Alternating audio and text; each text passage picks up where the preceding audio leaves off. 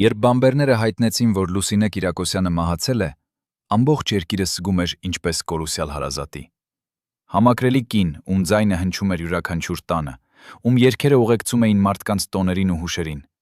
Բայց մի քանի շաբաթ անց, երբ փակվեցին վերջին ծաղիկների տոպերը, երբ մարեցին մոմերի վերջին կրակը, մի կները մի անսպասելի լուր պտտվեց շուրջ բնակարանի դռների, որը բոլորին հիշեցրեց, որ մենք գուցե երբեք էլ չենք ճանաչել այդ կնոջը։ Պարզվեց, որ նրա մահից հետո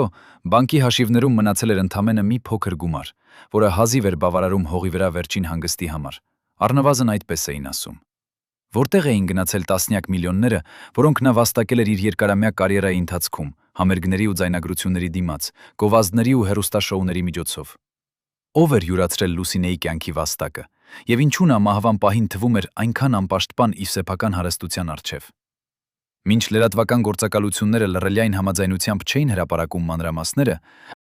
մի քանի համառ լրագրողներ սկսեցին հետքեր որոնել։ Նրանք պարզեցին, որ Լուսինեն ունեցել է երկու կյանք, որոնք երբեք չէին հատվում միմյանց հետ։ Մեկը բոլորին հայտնի էր, լսելի ու տեսանելի, լի փառասիրությամբ ու ծափահարություններով։ Մյուսը գաղտնի էր պահված, թաքուն էր նույնիսկ ամենամտերիմ մարդկանցից, եւ այդ կյանքում էր թաղված նրա իսկական դեմքը, նրա ճշմարիտ կրքերն ու անհանդուրժող բողոքները։ Սկսենք պատմությունը նրա ոսկեդարից, երբ նա դեռ հավատում էր, որ տաղանդը կփրկի իրեն բոլորից, եւ նրա հաջողությունը կդառնա անվան հոմանիշ։ 1979 թվականին, երբ հանրությունը դեռ չէր գիտակցում, թե ինչ մեծ ձայն է ծնվելու, Երևանի մի փոքրիկ բնակարանում 16 տարեկան Լուսինեն երգում էր մի տանիքի տակ, որի պատերը թեթև էին դողում նրա ձայնից։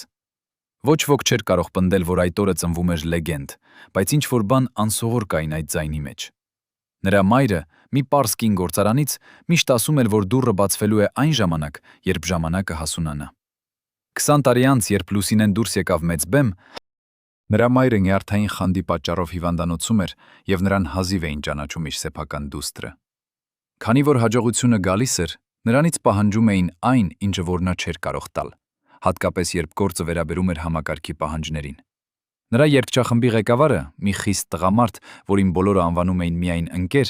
նա պահանջում էր, որ Լուսինեն երգի միայն այն երգերը, որոնք թույլտվություն ունեին, միայն այն երգերը, որոնք չէին դիպչի գաղութային գաղթի պատմություններին ու ժողովրդի վիրավոր հիշողություններին։ Սակայն նրա հոգում կենթանի էր մի կրակ, որը չէր կարող հանգչել։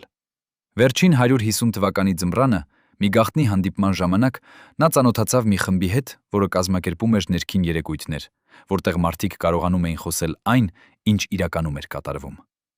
Այդ գիշերը փոխեց նրա կյանքը, բայց դեռ ոչ ոք չէր կասկածում։ Իսկ դուք կասկածում եք, որ ձեր սիրելի դերասանուհին կրում էր այդքան մեծ գաղտնիք։ 1981 թվականին Լուսինեն իմացավ, թե ինչ է նշանակում լինել աստղ մի երկրում, որտեղ աստղերը կախված են իշխանության թելերից։ Նա հայտնվեց համելգային հրապարակներում, որտեղ տասնյակ հազարավոր մարդիկ բարձրաձայն երգում էին նրա հետ, եւ նույն ժամանակ մի այլ տեղ, պալատի մթին գաղութներում, մի քանի մարդ որոշում էր, թե ինչ պիտի երգի նա հաջորդ տարի։ Նրան տրամադրեցին այն, ինչ կոչում էին պաշտոնական բնակարան, մի հարուստ շրջանում, պատերով, որոնք խոսում էին հարստության ու իշխանության մասին։ Բայց այդ պատերը ունեին ականջներ, պատուհանները տեսնում էին այն ամենը, ինչ տեղի էր ունենում ներսում։ Նրա մոտ էին գալիս պրոդյուսերներ, որոնք խոսում էին միլիոնների մասին, բայց միշտ մի բանով պայմանավորված, եւ նրանց աչքերը ասում էին այն, ինչ բերանները չէին արտասում։ Մի գիշեր, երբ նա մենակ էր իր պաշտոնական բնակարանում, զանգ հնչեց։ Մի խիստ ձայն պահանջում էր, որ նա չերքի մի որոշ երգ, որը վերաբերում էր մի հին ողբերգության, մի պատմության, որը պետք է մոռացվեր։ Նա համաձայնվեց, բայց այդ գիշեր ըստ լուրերի նա գրեց իր առաջին գաղտնի գրառումը, որը կփաստեր նրա դիմադրությունը։ Եվ այդ գրառումը դեռ գտնվում է ինչ-որտեղ, սպասելով իր ժամանակին, ինչ-որ ձեռագիր, որը կբացի բոլոր դռները, որոնք մինչ այժմ փակ են։ 1989 թվականը դարձավ շրջադարձ։ Մի կողմ մնում էր նախկին կարգը, մյուս կողմ ծնվում էր նոր աշխարհ, որտեղ բոլորը խոսում էին ազատության ու ճշմարտության մասին։ Լուսինեն դիմավորեց այդ փոփոխությունները հույսով, բայց շուտով հասկացավ, որ նոր իշխանությունն ունել ունի իր կանոնները, իր սև ցուցակները, իր անհանդուրժող հայացքները։ Նրան կանչեցին մի հանդիպման, որտեղ մի բարձրաստիճան չինովնիկ ասելու էր, թե ինչ է պահանջվում նրանից։ Նրան մատուցան թղթեր, որոնք պետք է ստորագրեր, թղթեր, որոնք կզրկեին նրան իր խոսքի ազատությունից, թղթեր, որոնք կդառնային իր սեփական շղթան։ Սակայն նրան մի բան էլ ավելին ասեցին, մի բան, որը կոտրեց նրա սիրտը։ Ասեցին, որ եթե չհնաձույլվի, եթե չընտրի ճանապարհ, որը նրան ցույց էին տալիս, նրա ընտանիքը կտուժի։ Նրա մայրը, որը դեռ կենդանի էր, նրա քույրը, որը միշտ ապավինում էր իր ավագ քրոջը, բոլորը կդառնային նրա դավաճանության գնոստը։ Ուստի նա ընտրեց լռություն, որը չի նշանակում համաձայնություն։ Նա ստորագրեց, բայց գիշերը, երբ բոլորը քնած էին, նա գրեց այն, ինչ իրականում էր մտածում։ Այդ գրությունները դառնում էին նրա գաղտնի օրագիրը, նրա միակ հուսալի ընկերը, մի տեղ, որտեղ նա կարող էր լինել իսկականը։ Եվ հենց այդ ենթադրյալ օրագրի մասին լուրեր էին պտտվում։ Ասում էին, այն գտնվում է ինչ-որ ձեռքերում, սպասելով իր բացահայտմանը։ Պատկանում է այն նրանց, ովքեր կօգտագործեն այն ճշմարտության համար, թե նրանց, ովքեր կփակեն այն դարից։ Միայն 5 մարդ գիտեր ճշմարտությունը, որը կործանիչ էր ավելի քան ցանկացած սկանդալ։ Պրոդյուսերը, որը միշտ ճպտում էր համերգի ավարտին, բայց գիշերները քրտնում էր մահճակալի վրա, երբ մտածում էր, թե ինչ կլինի, եթե լուրը տարածվի։ Բժիշկը, որը հաճախում էր Լուսինեին գաղտնի այցերով, որտեղ ոչ ոք չէր կարող տեսնել նրան։ Երկու ազգականներ, որոնք ստանում էին ամսական վճարներ դրամապանակից, որը պատկանում էր մի մարդու, որին բոլորը համարում էին հրաշք։ Նրանք բոլորը մի անգամ հավաքվել էին մի սենյակում, որտեղ ծխում էին թանկ սիգարներ ու խմում էին կոնյակ, որի համը հիշեցնում էր մահվան թանձրություն։ Այնտեղ նրանք կնքեցին համաձայնագիր, որի մասին պատմությունը լռել էր տասնյակ տարիներ։ Պայմանագիր, որը պահանջում էր լռություն դեղերի մասին, որոնք Լուսինեն ընդունում էր ամեն երեկո մինչև ելույթը։ Լռություն այն մասին, որ նրա ձայնը հաճախ չէր պատկանում իրեն, որ հնչյունները գալիս էին գրառություններից, որոնք պատրաստվում էին մի լաբորատորիայում, որտեղ ոչ ոք չէր կարող մտնել առանց հատուկ թույլտվության։ Եվ ամենակարևորը, լռություն այն մասին, որ Լուսինեն գիտեր ամեն ինչ եւ համաձայնվել էր լռել դրա մասին, քանի որ չուներ այլ ընտրություն։ Պրոդյուսերը, որի անունը Շունչ է խլում, մի խիստ տղամարդ էր, որին ճանաչում էին ողջ երկրում որպես մշակույթի հովանավոր։ Նա կառուցել էր կայսրություն, որի հիմքում ընկած էր մի կին, որը երգում էր բոլորի համար, բայց ոչ ոքի համար։ Նրա տանը գտնվեցին հաշվետվություններ, որոնք ցույց էին տալիս ամենամսյա գումարներ, որոնք փոխանցվում էին բանկի հաշիվներ, որոնք չէին принадлежали Լուսինեին։ Ինչու նա համաձայնվեց դառնալ այս խաղի զոհը, եւ ինչ կասի այդ գաղտնի հաշվետվությունը, եթե մենք կարողանանք վերցանել դրա գաղտնագրերը։ 20 տարի անց մի տղամարդ, որը մի անգամ հայտնվեց Լուսինեի կյանքում որպես փրկիչ, վերջապես որոշեց խոսել։ Սամվելը եղել է վարորդ, որը տասնյակ տարիներ շարունակ վարել է Լուսինեի մեքենան, տանել է նրան համերգների, հանդիպումների, գաղտնի հանդիպումների։ Նա տեսել է այն, ինչ ոչ ոք չէր կարող տեսնել, լսել է այն, ինչ ոչ ոք չէր կարող լսել։ Նրա խոսքերով, Լուսինեն շատ հաճախ լողանում էր մեքենայում վերադառնալով համերգներից, որտեղ հազարավոր մարդիկ ծափահարում էին նրան։ Նա հանում էր իր կրծքի վրա կախված մեծ ոսկե մեդալը, նստում էր հետնամասում եւ լողում։ Իսկ մի անգամ, երբ Սամվելը կանգնեցրեց մեքենան մի լուսավոր հատվածում, նա տեսավ մի ամբողջ կյանք, որը թաքնված էր լուսամփոփի տակ։ Վարորդը մի օր մոտեցավ ինձ մի սրճարանում, որտեղ մթնոլորտը հիշեցնում էր հին ժամանակներ։ Նրա ձեռքերը դողում էին, երբ նա պատմում էր այն մասին, թե ինչպես է մի անգամ տիրոջ հրամանով տարել Լուսինեին մի բնակարան, որը գտնվում էր քաղաքի ծայրում, մի տուն, որտեղ պատերը խոսում էին անցյալի մասին։ Այդ գիշերը նա տեսավ, թե ինչպես է մի կին, որին ճանաչում էր ողջ երկիրը, մտնում է այդ տուն մի ուրիշ կյանքով, մի այլ մարդու դեմքով։ Նրան դիմավորեց մի տղամարդ, որին Սամվելը չէր կարող ճանաչել, մի մարդ, որի հետ Լուսինեն խոսում էր ժպտալով, այնպես, ինչպես երբեք չէր խոսում պրոդյուսերի հետ։ Վարորդը նստեց մեքենայի մեջ ու սպասեց, բայց նրա սիրտը խփում էր այնքան ուժգին, որ նա մտածեց, թե ինչ-որ մեկը կլսի այդ ձայնը։ 5 տարի անց Սամվելին հանձնեցին մի ծառայություն հետագա տեղեկատվության համար։ Նրան վճարեցին գումար, որը նա երբեք չէր տեսել իր կյանքում, դքանդած թվել մի վիճակագրության մեջ, որը խոսում էր ապրելակերպի մասին, որը հասանելի չէր սովորական մարդկանց։ Սամվելը լռեց, բայց նրա լռությունը ոսկի չէր գնահատվում բոլորի կողմից, մի բան, որը հետագայում կդառնա նրա մտահոգությունը։ Արդյոք Սամվելը իրավունք ուներ լռել, երբ իմանում էր, որ իր տիրուհին տառապում է, թե նրա լռությունը դառնում է մի տեսակ հանցանք, որի համար պետք է պատասխան տա ինչ-որ մի օր։ Վերջին տարիներին Լուսինեն սկսեց հավատալ նշաններին ու նախանշաններին։ Նա մի հատ մատանի էր կրում ձեռքի վրա, մի մատանի, որը պատրաստված էր մոխրագույն արծաթից ու զարդարված էր մի քարով, որը ըստ լուրերի ուներ պաշտպանիչ ուժ։ Մի էքստրասենս, որի մասին խոսում էին շատ քիչ մարդիկ, տվեց նրան այդ մատանին մի գաղտնի հանդիպման ժամանակ, երբ նրա առողջությունը սկսեց վատթարանալ այն բանից հետո, երբ նա դեռ շատ երիտասարդ էր։ Այդ կինը, որի անունը չէր կարելի հիշատակել բարձր ձայնով, ասել էր, որ մինչև որ մատանին լինի իր մոտ, նա կապրի այնքան ժամանակ, որքան պետք է պահի իր տանը։ Եվ Լուսինեն հավատաց դրան, մինչև այն գիշերը, երբ մատանին պոկվեց նրա մատից ու վերանում է մթության մեջ։ Նա փնտրեց այն ամեն տեղ, բայց այն գտնվեց միայն առավոտյան, երբ լույսը բացվեց, բայց այդ ժամանակ նրա տեղը դատարկ էր։ Մի դատարկ մահճակալ, որի վրա մի քանի ժամ առաջ դեռ շնչում էր մի կին, որի ձայնը հնչում էր ամեն տանը։ Մոխրագույն մատանին գտնվեց հատակին, կողքի վրա, մի քարով դեպի վեր, կարծես սպասում էր իր տիրոջը, բայց տիրոջը այլևս չկար։ Մի շաբաթ անց, երբ բացվեցին բոլոր դռները, երբ մարդիկ սկսեցին որոնել ժառանգություն ու հիշողություններ, մատանին չէր գտնվում իր տեղում։ Ոմանք ասում էին, որ այն վերցրել է մի մերձավոր, որը գիտեր նրա կարժեքը։ Ոմանք էլ ասում էին, որ դա նախանշան էր, որ Լուսինեն ինքն է թողել մատանին, որովհետև իմացել է իր վախճանը։ Մի անգամ էլ, երբ ես հանդիպեցի մի ծեր կնոջ, որը պնդում էր, թե ճանաչել է Լուսինեին, նա ասաց մի բան, որը մոռացվեց շուտով, բայց որը հնչում է այսօր ավելի կենդանի, քան երբևէ։ Նա ասաց, որ վերջին անգամ, երբ տեսել է Լուսինեին, նրա աչքերը պատմում էին մի պատմություն, որը բերանը չէր կարող ասել։ Նա ասել էր, որ իր ընկերուհին վախենում է ինչ-որ մեկից, վախենում է այնքան ուժգին, որ պատրաստ է թաղել իր սեփական տաղանդը, միայն թե պահպանի մի բան, որի մասին չէր կարող խոսել։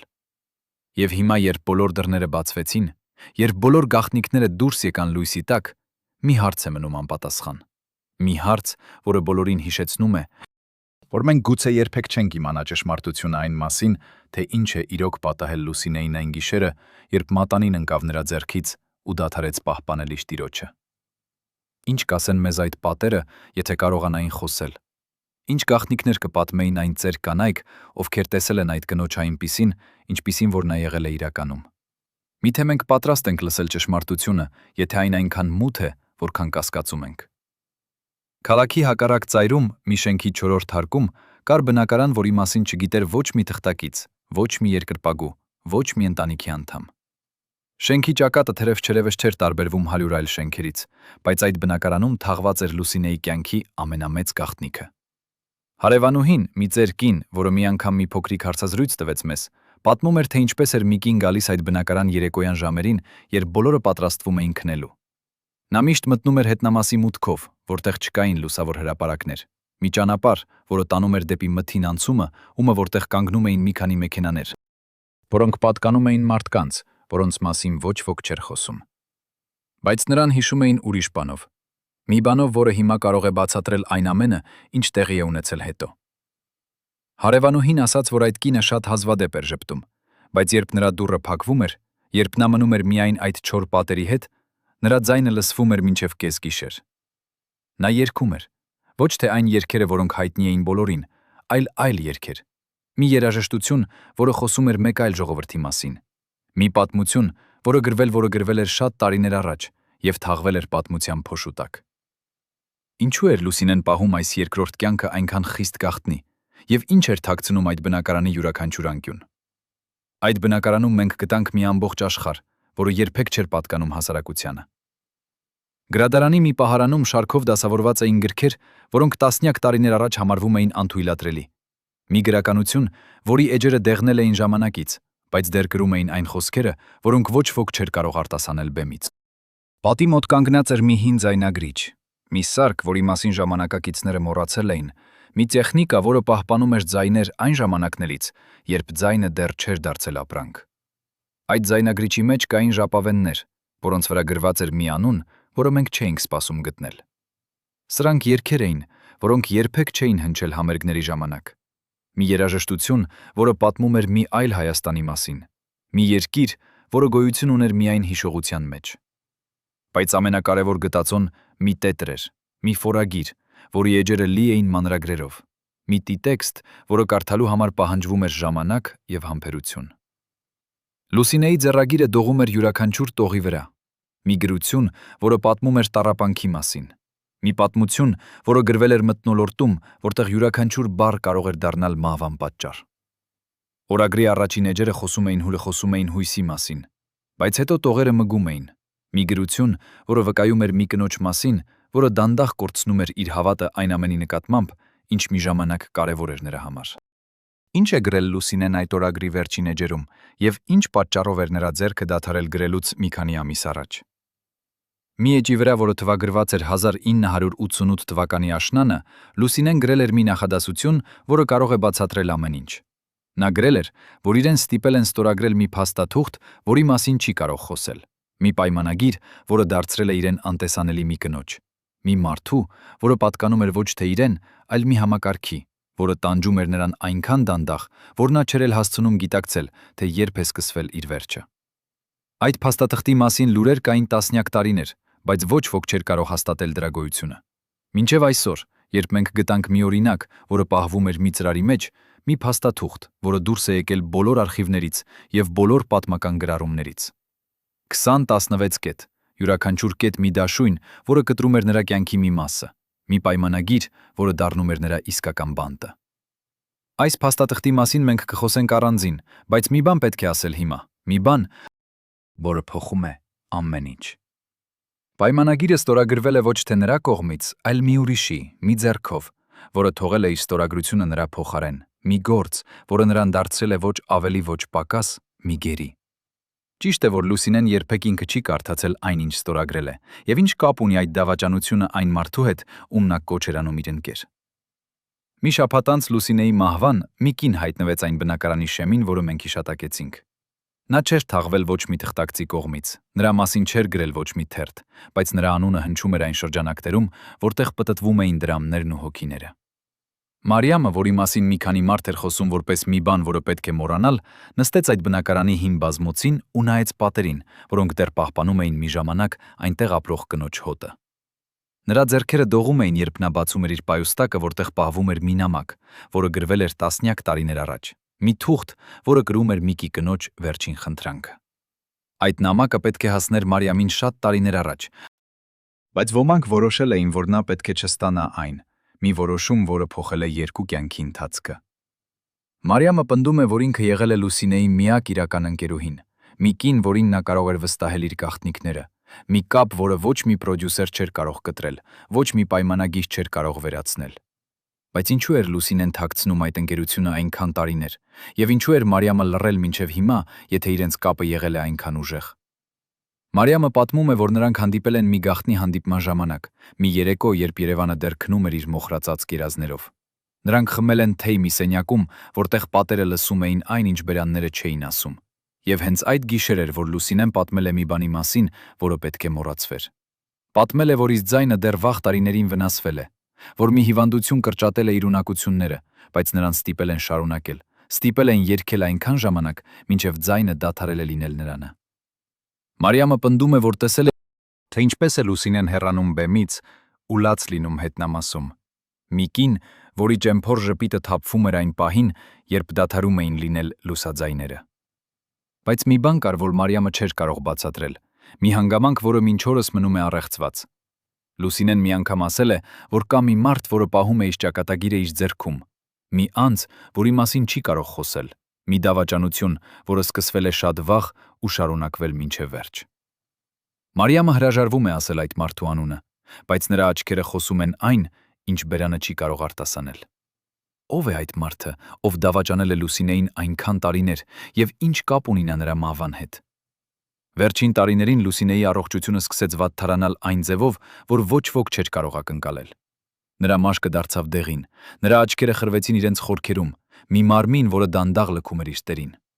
Բայց նրան համերգների դուրս էին բերում մի քանի ժամ առաջ, տանում էին բեմ, որտեղ տասնյակ հազարավոր մարդիկ չէին կարող տեսնել, թե ինչ է կատարվում այդ մարմնի հետ։ Մի բժիշկ, որի մասին խոսում էին միայն շշնջոցներով, նա էր պատրաստում նրան ամեն երեկո։ Մի մարդ, որը գիտեր, թե ինչ դեղեր են պետք այն մարմնին, որը պետք է շարունակի գոյատևել մի աշխարհում, որը պահանջում էր նրանից այն, ինչ նա այլևս չէր կարող տալ։ Այդ բժիշկը գալիս էր գաղտնի այցերով։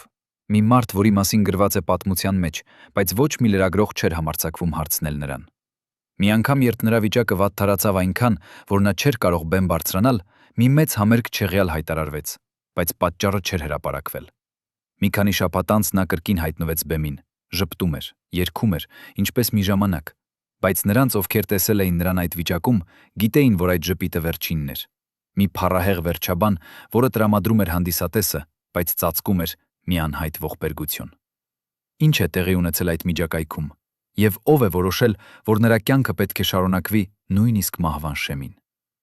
Վերջին ամիսներին Լուսինեն գրեթե չէր լքում իր տունը։ Մի մարդ, որը նախկինում լցնում էր համերգասրահները, հիմա ապրում էր մի լռության մեջ,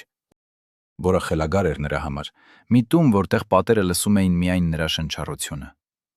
Մի բուժքույր, որը եկել էր խնամելու նրան այդ վերջին օրերին, պատմում է, որ Լուսինեն շատ հաճախ էր զանգահարում մի թիվ, որը ոչ ոք չէր ճանաչում։ Մի հեռախոս, որի մյուս կողմին խոսում էր մի ձայն, որը նրան հանգստացնում էր այնքան ժամանակ, մինչև վերջին շնչառությունը։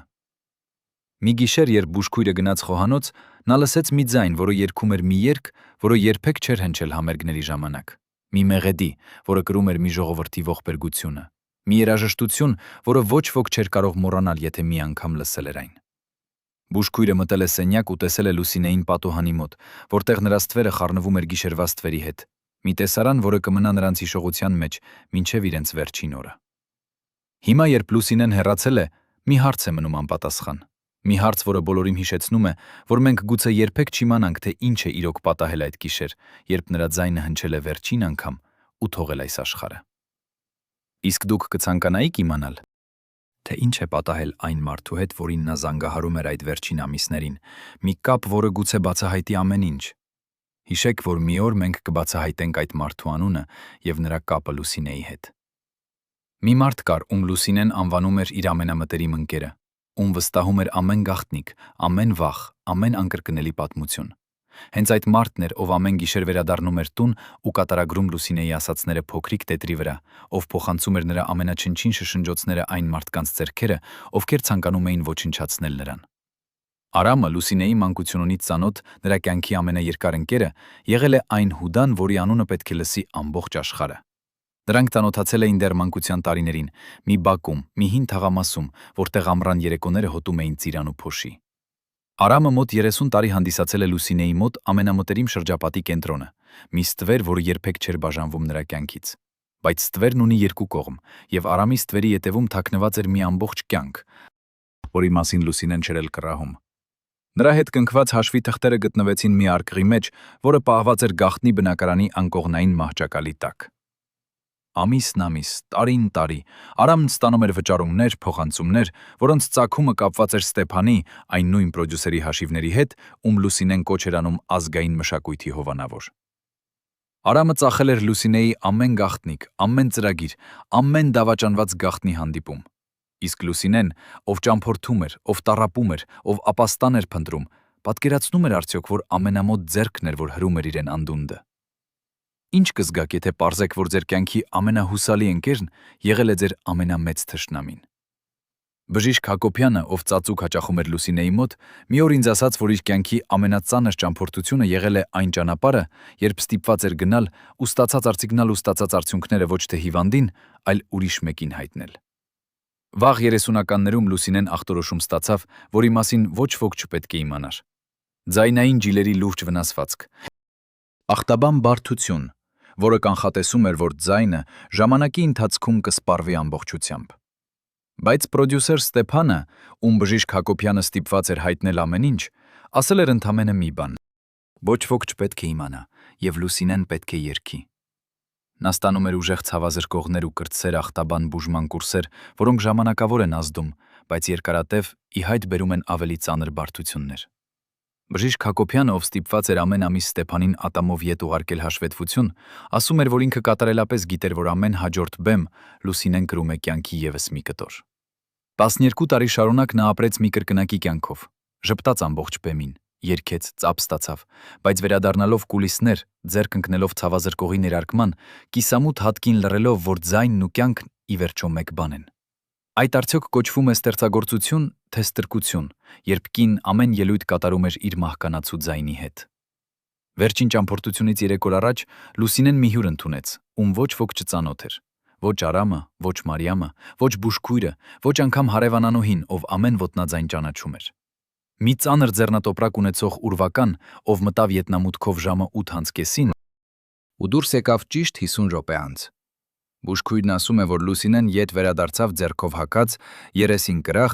բայց ամբողջ կեցվածքը փոխված, կարծես ոտքից գլուխ ուրիշ կին էր կանգնած սենյակի մեջ։ Այդ գիշեր Լուսինեն չկերավ ու բանավ իր օրագիրը վերջին անգամ։ Հաջորդ էջը, որ լրագրողներն ի վերջո կարողացան կարդալ, ուներ ընդամենը մի կարճ նախադասություն, ամփոփված անկնի ձեռքով։ Հիմա գիտեմ ամեն ինչ,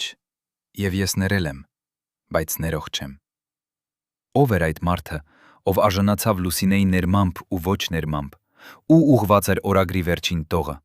Ստեփան Ադամյանը, ով կառուցել էր կայսրություն Լուսինեի ձայնի վրա, ապրում է մինչ այժմ Երևանի կենտրոնական թաղամասի մի պատկառելի կալվածքում։